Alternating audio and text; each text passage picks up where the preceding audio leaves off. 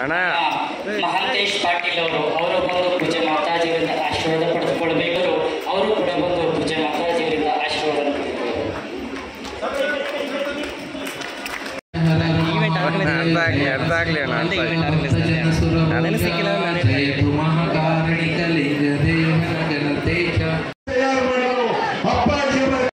ತಯಾರು ಮಾಡಬೇಕು ಅಂತಕ್ಕಂಥ ಅವರ ಆಸೆ ಮೀ ಸಿದ್ದರಾಮಣ್ಣ ಮತ್ತು ಶಿವಾನಂದ ಗುರೂಜಿಯವರ ವಿಷಯ ಬರ್ತಾ ಇದ್ದೇನೆ.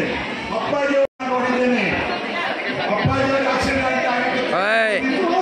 ಕೆಲಸ ಮಾಡ್ತಾ ಇದ್ರು. ನಾವು ಬಸವನಟಪ್ಪ ಅದನ್ನ ಕಟ್ಟಿದ್ರು.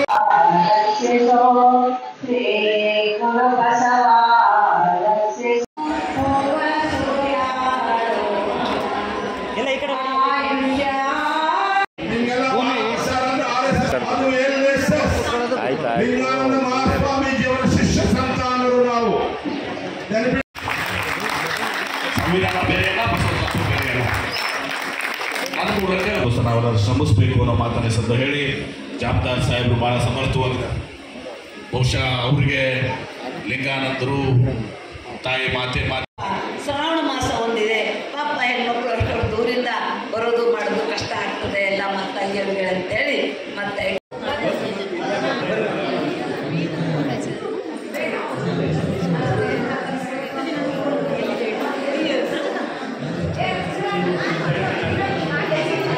ಎಲ್ಲ ಹಳೆ ವಿಚಾರಗಳು ಹೇಳಿದಾಗ ಎಲ್ಲರಿಗೂ ಭಾವುಕರಾಗುವ ರೀತಿಯಲ್ಲಿ ಅವರ ಒಂದು ಹೃದಯ ಮುಟ್ಟುವ ಮಾತುಗಳು ಬಹಳ ಅದ್ಭುತವಾಗಿದ್ದವು. ಈಗಿನ್ನೂ ಟೈಮ್ ಭಾಳ ಆಗಿಲ್ಲ, 2 ಗಂಟೆ ಆಗಿದೆ.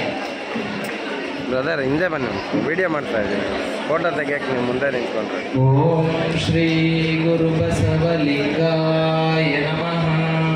ಬಹಳ ಒಂದು ಒಳ್ಳೆಯ ಮಾತನ್ನ ಹೇಳಿದ್ರು ಪೂಜ್ಯ ನಿಜಗುಣನಾಥ ಸ್ವಾಮೀಜಿಯವರು. ಎಲ್ಲರೂ ಕೂಡ ಶರಣ ಮೇಳದಲ್ಲಿ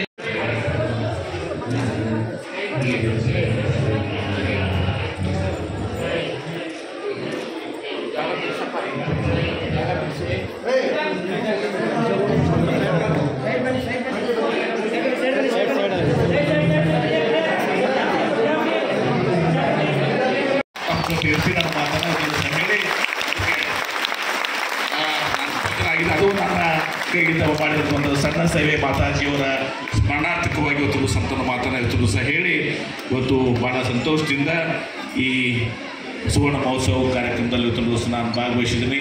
ನಾವೆಲ್ಲರೂ ಕೂಡಿ ನಮ್ಮ ಮಾಂತೇಶ್ವರು ಇರ್ಬೋದು, ಎಲ್ಲರೂ ಕೂಡ ಈಗ ಅಪ್ಪ ಬಸವಣ್ಣನವರ ಪುತ್ಥಳಿಗೆ ನಾವೆಲ್ಲರೂ ಶ್ರಮಿಸ್ತೇವೆ, ಸ್ವಲ್ಪ ಸೈಡ್ ಟೀಮ್ ಆಗಿ ನಾವೆಲ್ಲರೂ ವರ್ಕ್ ಮಾಡ್ತೇವೆ ಅನ್ನುವಂಥ ಸತ್ಸಂಕಲ್ಪವನ್ನು ಹೊಂದಿ ನಮಗೆ ಹೆಗಲಣೆಯಾಗಿ ನಿಂತಿದ್ದಕ್ಕಾಗಿ ನಾವು ಅವರಿಗೆ ಅಭಿನಂದನೆಯನ್ನು ಸಲ್ಲಿಸ್ತೇವೆ.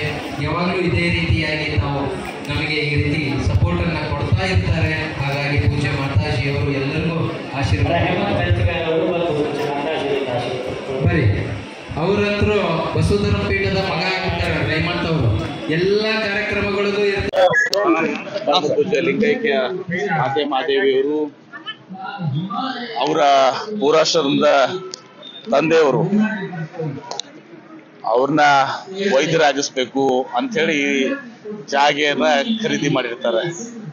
ಮಾತೆ ಮಾದೇಜಿಯವರು ಇವತ್ತು ಯಾವಾಗ ಬಸವ ತತ್ವದ ಪ್ರಚಾರಕ್ಕೆ ಬರ್ತಾರೆ, ಅವರ ಕುಟುಂಬದವರು ಇದನ್ನ ಜಾಗೆಯನ್ನ ಬಸವ ತತ್ವದ ಪ್ರಚಾರಕ್ಕೆ ಕೊಟ್ಟು ಬಸವ ಮಂಟಪದ ಒಂದು ಕಟ್ಟಿಸಿ ಇವತ್ತು ಉದ್ಘಾಟನೆ ಆಗ್ತಾರೆ. ಇವತ್ತು 50 ವರ್ಷ ಪೂರೈಸಿದೆ.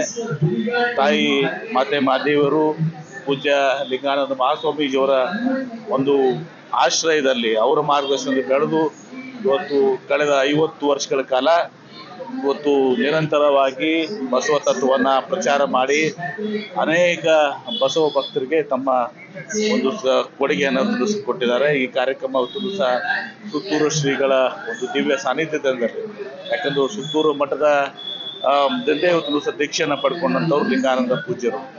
ಹೀಗಾಗಿ ಅವರು ಬಂದು ದಿವ್ಯ ಸಾನ್ನಿಧ್ಯವನ್ನು ವಹಿಸಿಕೊಂಡು ಎಲ್ಲ ಗಣ್ಯರು ಹಿರಿಯರು ಇವತ್ತು ಸಹ ಮಾತಾ ಗಂಗಾಂಬಿಕೆ ಅವರ ಒಂದರಲ್ಲಿ ತಾಯಿಯವರ ಒಂದು ನೇತೃತ್ವದಲ್ಲಿ ಕಾರ್ಯಕ್ರಮ ಇವತ್ತು ಸಹ ಆಗಿ ಭಾಳ ಸುಂದರವಾದಂಥ ಒಂದು ಕಾರ್ಯಕ್ರಮ, ಭಾಳ ದೊಡ್ಡ ಕೊಡುಗೆ ಇದೆ. ಅದೇ ರೀತಿ ಇವತ್ತು ಬಸವ ಮೂರ್ತಿಯನ್ನು ಇವತ್ತು ಸಹ ಉಪ್ಪಡ್ಕೋಟ್ನಲ್ಲಿ ಮೈಸೂರು ರಸ್ತೆಗೆ ತಾಯಿ ಮಾತೆ ಮಾದೇವರು ಇವತ್ತು ಸಹ ಅದನ್ನು ಕಟ್ಟಿಸಿ ಇವತ್ತು ಸಹ ರಾಜಧಾನಿಯಲ್ಲಿ, ಕರ್ನಾಟಕದ ರಾಜಧಾನಿಯಲ್ಲಿ ಬೆಂಗಳೂರಲ್ಲಿ ಇವತ್ತೊಂದು ದಿವಸ ಬಸವಣ್ಣವರ ಒಂದು ಬೃಹತ್ ಮೂರ್ತಿ ಆಗಬೇಕು, ತನ್ನ ಮೂಲಕ ಬಸವ ಧರ್ಮದ ಪ್ರಚಾರ ಆಗಬೇಕು, ಅನುಭವ ಮಟ್ಟದ ಪರಿಕಲ್ಪನೆ ಎಲ್ಲರಿಗೂ ಹರಡಬೇಕು ಅನ್ನೋ ರೀತಿಯಲ್ಲಿ ಮಾಡಿದ್ದಾರೆ. ಅದನ್ನು ಕೂಡ ಪೂರ್ಣಗೊಳಿಸುವಂತ ಒಂದು ಸಂಕಲ್ಪವನ್ನು ನಾವೆಲ್ಲರೂ ಹೊಂದಿದ್ದೀವಿ ಅನ್ನೋ ಮಾತನ್ನ ಸಂದರ್ಭದಲ್ಲಿ ಬಹಳ ಸಂತೋಷದಿಂದ ಬಂದು ಈ ಕಾರ್ಯಕ್ರಮದ ಉದ್ಘಾಟನೆಯಲ್ಲಿ ಪೂಜ್ಯ ಶ್ರೀಗಳ ನೇತೃತ್ವದಲ್ಲಿ ಮಾಡಿದ್ದೀನಿ ಅನ್ನೋ ಮಾತನ್ನ ಸಂದರ್ಭದಲ್ಲಿ ಥ್ಯಾಂಕ್ ಯು. ಓಂ ಶ್ರೀ ಗುರು ಬಸವಲಿಂಗಾಯ ನಮಃ. ಎಲ್ಲರಿಗೂ ಶರಣು ಶರಣಾರ್ಥಿ.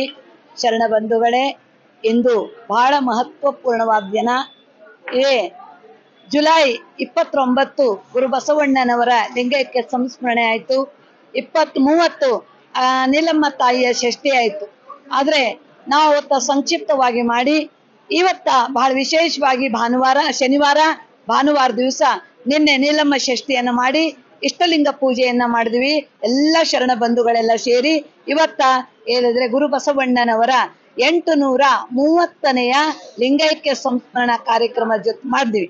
ಅದ್ರ ಜೊತೆನೆ ಬೆಂಗಳೂರು ಬಸವ ಮಂಟಪ, ರಾಜಾಜಿನಗರದಲ್ಲಿರುವಂತಹ ಬಸವ ಮಂಟಪವನ್ನ ಉದ್ಘಾಟನೆ ಆಗಿ ಈ 25ಕ್ಕೆ 50 ವರ್ಷ ಆಗತ್ತೆ. 50 ವರ್ಷದ ಒಂದು ಸ್ವರ್ಣ ಮಹೋತ್ಸವ ಕಾರ್ಯಕ್ರಮವನ್ನು ಮಾಡಬೇಕು ಅಂತ ಈ ಬಸವ ಮಂಟಪ ಬರೀ ಇಟ್ಟಂಗಿ, ಕಲ್ಲು, ಮಣ್ಣು, ಸಿಮೆಂಟು ಹಾಕಿದ ಕಟ್ಟಿದಷ್ಟೇ ಅಲ್ಲ, ಇದು ಬಹಳ ವಿಶೇಷವಾದಂತ ಮಂಟಪ. ಒಂದು ಸ್ಥಾವರ ಆಸ್ತಿ ಆಗದೆ ಒಂದು ಜಂಗಮ ಆಸ್ತಿಯಾಗಿ 100 ಜನ ಧರ್ಮ ಪ್ರಚಾರಕರನ್ನ ತಯಾರು ಮಾಡಿದಂತಹ ಒಂದು ಶ್ರೇಯಸ್ಸು ಇದು ಬಸವ ಮಂಟಪದಲ್ಲಿ ಅನೇಕ ಜನ ಜಂಗಮೂರ್ತಿಗಳಾದ್ರು, ಅನೇಕ ಜನ ಶರಣರಾದ್ರು, ಸಾವಿರಾರು ಜನ ಶರಣರು ಏನಂದ್ರೆ ಧರ್ಮ ಪ್ರಚಾರವನ್ನು ಮಾಡ್ತಾ ಇದ್ದಾರೆ. ಅದಕ್ಕಾಗಿ ನಾವು ಈ ಬಸವ ಮಂಟಪದ ಸುವರ್ಣ ಮಹೋತ್ಸವ ಕಾರ್ಯಕ್ರಮವನ್ನ ಇವತ್ತೆಲ್ಲ ಹಮ್ಮಿಕೊಂಡಿದೀವಿ. ಬಸವ ಮಂಟಪದಲ್ಲಿ ಯಾರ್ಯಾರು ಹಿರಿಯರು ಸಾಧಕರಾಗಿದ್ರೋ ಆ ಸಾಧಕರಿಗೆಲ್ಲ ಕರೆಸಿ, ಸಂಕ್ಷಿಪ್ತವಾಗಿ ಅವ್ರಿಗೆಲ್ಲ ಕರೆಸಿ ಅವ್ರಿಗೂ ಕೂಡ ಸತ್ಕಾರವನ್ನ ಎಲ್ಲ ನಾವು ಮಾಡಿದ್ವಿ. ಇದು ನಮಗೆ ಬಹಳ ಹೆಮ್ಮೆಯನ್ನು ತರ್ತಾ ಇದೆ. ಯಾಕೆ ಅಂದ್ರೆ 50 ವರ್ಷದ ನೆನಪು ಆಗ್ಬೇಕಲ್ಲ, 50 ವರ್ಷದ ಹಿಂದೆ ನಾವು ಹೆಂಗಿದ್ವಿ ಏನು ಅನ್ನೋದನ್ನೆಲ್ಲ ಎಲ್ಲರೂ ನೆನಪು ಮಾಡ್ಕೊಂಡಿವಿ.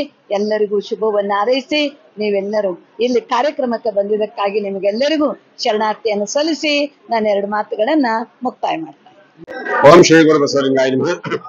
ಶರಣ ಬಂಧುಗಳೇ, ಬೆಂಗಳೂರು ರಾಜಾಜಿನಗರದಲ್ಲಿರ್ತಕ್ಕಂಥ ಬಸವ ಮಂಟಪ ಇವತ್ತಿಗೆ 50 ದಿನಗಳಾಗಿ ಅದು ರಚನೆಯಾಗಿ, ಬಸವ ಮಂಟಪ ಅಂತ ಹೇಳಿದ್ರೆ ಲಿಂಗಾಯತ ಧರ್ಮಕ್ಕೆ ಏನು ಲಿಂಗಾಯತ ಧರ್ಮ 12ನೇ ಶತಮಾನದಲ್ಲಿ ಹುಟ್ಟಿತು ಅನುಭವ ಮಂಟಪ, ಅದರ ಮಾದರಿಯಾಗಿ ಬಸವ ಮಂಟಪಗಳಾಗಿರ್ತಕ್ಕಂಥದ್ದು. ಯಾಕೆಂತ ಹೇಳಿದ್ರೆ ಈಗ ಕ್ರಿಶ್ಚಿಯನ್ರಿಗೆ ಚರ್ಚ್, ಇಸ್ಲಾಂ ಧರ್ಮೀಯರಿಗೆ ಮಸೀದಿ ಯಾವ ರೀತಿನೋ ಅದೇ ರೀತಿ ಲಿಂಗಾಯತ ಧರ್ಮೀಯರಿಗೆ ಗುಡಿಗೆ ಗೊಬ್ಬರಗಳಿಗೆ ಹೋಗಬಾರದು. ಅವ್ರಿಗಾಗಿ ಎಲ್ಲ ಸಾರ್ವಜನಿಕರಿಗೆ ಅಂದ್ರೆ ಯಾವ ಜಾತಿ ಮತ ಪಂಥ ಭೇದ ಇಲ್ಲದೆ ಎಲ್ಲರಿಗೂ ಪೂಜೆ ಧ್ಯಾನಕ್ಕೆ ಅವಕಾಶ ಆಗ್ತಕ್ಕಂಥ ಒಂದು ಮಾದರಿಯಾದಂತ ಬೇರೆ ಎಲ್ಲಾ ಸನಾತನ ಧರ್ಮಗಳ ಒಂದು ಇದನ್ನ ಅಧ್ಯಯನ ಮಾಡಿ ಪೂಜೆ ಮಾತಾಜಿ ಅವರು ಬಸವ ಮಂಟಪದ ಕಾನ್ಸೆಪ್ಟ್ ಅನ್ನು ಇಟ್ಕೊಂಡು 50 ವರ್ಷದ ಕೆಳಗೆ ಬಸವ ಮಂಟಪವನ್ನು ನಿರ್ಮಾಣ ಮಾಡಿದ್ರು. ಅದು ಜಗತ್ತಿನ ಪ್ರಪ್ರಥಮ ಬಸವ ಮಂಟಪ ಅಂತ ಇದು ಹೆಸರಾಗಿದೆ. ಅದಾದ್ಮೇಲೆ ಈಗ 100, 200, ಸುಮಾರು 500 ಬಸವ ಮಂಟಪಗಳು ರಾಷ್ಟ್ರಾದ್ಯಂತ ಎಲ್ಲ ಕಡೆ ಆಗಿದ್ದಾವೆ. ಇವತ್ತು 50 ವರ್ಷ ತುಂಬಿರೋದ್ರಿಂದ ಇದನ್ನ ವಿಶೇಷವಾಗಿ ಕಾರ್ಯಕ್ರಮವನ್ನ ಮಾಡ್ತಾ ಇದೀವಿ. ಹಾಗಾಗಿ ಇವತ್ತಿನ ಕಾರ್ಯಕ್ರಮದಲ್ಲಿ ಪೂಜ್ಯ ಗಂಗಾ ಮಾತಾಜಿ ಅವರ ನೇತೃತ್ವದಲ್ಲಿ ಈ ಕಾರ್ಯಕ್ರಮ ನಡೆದಿರ್ತಕ್ಕಂಥದ್ದು. ಇವತ್ತಿನ ಈ ಕಾರ್ಯಕ್ರಮದಲ್ಲಿ ಜನರಾದಂತ ಎಂ.ಬಿ. ಪಾಟೀಲ್ ರವರು ಕಾರ್ಯಕ್ರಮದ ಉದ್ಘಾಟನೆಯನ್ನು ಮಾಡಿದ್ದಾರೆ. ಇನ್ನು ಜಾಮದಾರ್ ಸರ್ ಅವರು ಕಾರ್ಯಕ್ರಮದ ಧ್ವಜಾರೋಹಣವನ್ನು ಮಾಡಿದ್ದಾರೆ. ಈ ಸಿದ್ದಣ್ಣ ಲಂಗೋಟಿ ಅಂತ ಹೇಳ್ಬಿಟ್ಟು ಪೂಜ್ಯ ಅಪ್ಪಾಜಿ ಅವರ ಶಿಷ್ಯರವರು, ಅವರ ಸಮಕಾಲೀನರು, ಅವರ ಜೊತೆಗೆ ಎಲ್ಲ ಮಿಷನ್ ವರ್ಕ್ಗಳನ್ನು ಮಾಡಿದಂತ ಸಮಾಜ ಸುಧಾರಣೆಗೆ ಜೊತೆಗೆ ಸರ್ ದೇಶದ ಎಲ್ಲಾ ರಾಜ್ಯಗಳಿಂದಲೂ ಸುಮಾರು 5-6 ರಾಜ್ಯಗಳಿಂದ ಕಾರ್ಯಕ್ರಮಕ್ಕೆ ಬಂದಿದ್ದಾರೆ. ಅಂದ್ರೆ ಮುಖಂಡರು ಲೀಡರ್ಸ್ ಅಷ್ಟೇ ಬಂದಿದ್ದಾರೆ. 3,000 ಜನ ಭಾಗಿಯಾಗಿದ್ದಾರೆ ಇವತ್ತಿನ ಈ ಕಾರ್ಯಕ್ರಮದಲ್ಲಿ.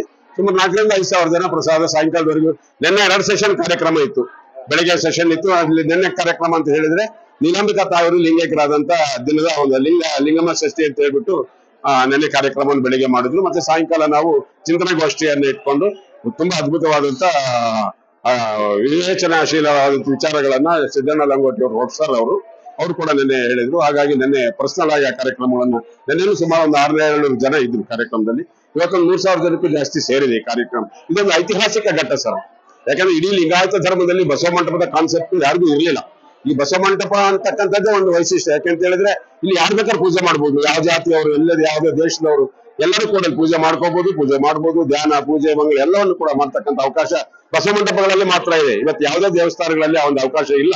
ಹಾಗಾಗಿ ದೇವಸ್ಥಾನಗಳು ಲಿಂಗಾಯತ ಧರ್ಮೀಯರಿಗೆ ಹೊರತಾಗಿ ಲಿಂಗಾಯತ ಧರ್ಮೀಯರ ದೇವಸ್ಥಾನ ಖಂಡಿತ ಸರ್ ಯಾವುದೇ ಜಾತಿ ನಮ್ಮಲ್ಲಿ ಎಲ್ಲಾ ಜಾತಿಯ ವರ್ಗದವರು ಕೂಡ ನಮ್ಮಲ್ಲಿದ್ದಾರೆ. ಅಷ್ಟೇ ಅಲ್ಲ, ಇವತ್ತು ಸುಮಾರು 23 ಜನ ಕಾವಿದಾರರು ನಮ್ಮ ಸಂಸ್ಥೆಯಲ್ಲಿದ್ದಾರೆ. 23 ಜನದಲ್ಲಿ ಸುಮಾರು 30-40% ಸ್ವಾಮೀಜಿಗಳು ಬೇರೆ ಜಾತಿಯವರಿಂದ ಬಂದಿರ್ತಕ್ಕಂಥವರೇ ಆಗಿದ್ದಾರೆ.